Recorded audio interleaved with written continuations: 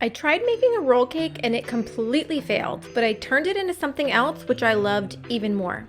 So I split Duncan Hines white cake batter into 4 bowls. 2 of the bowls I colored 2 shades of pink, 1 bowl purple, and the last bowl I kept white. I added each of the colors into an 18-inch piping bag. And then I carefully piped the batter onto a jelly roll pan in alternating color lines. And you can see I was starting in the corner of the pan because my idea was I wanted to be able to see a cool color variation in the rolled cake. So once it was baked, I let it cool for only like 5 minutes, and then I released the side of the cake from the pan and slid it out onto a kitchen towel.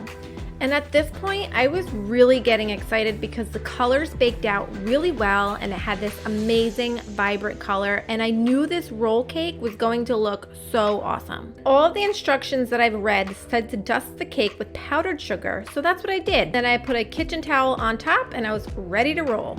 And almost immediately, it began to crack. And at first I was like, okay, no problem, we can work with cracks.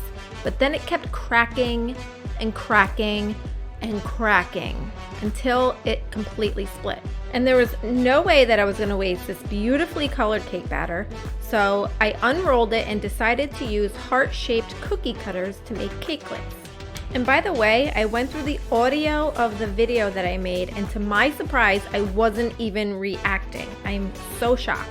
Anyway, I made about 9 heart shapes and started stacking them together, adding 1M drop stars in between the layers, and then topping them with some silver edible glitter and pretty pink sprinkles. I'm really happy that I was able to still use the cake because I loved the colors, and these cakelets turned out pretty cute. As for the cake roll, if you've had success making these before, please comment below with some tips. I'd still love to conquer the cake roll.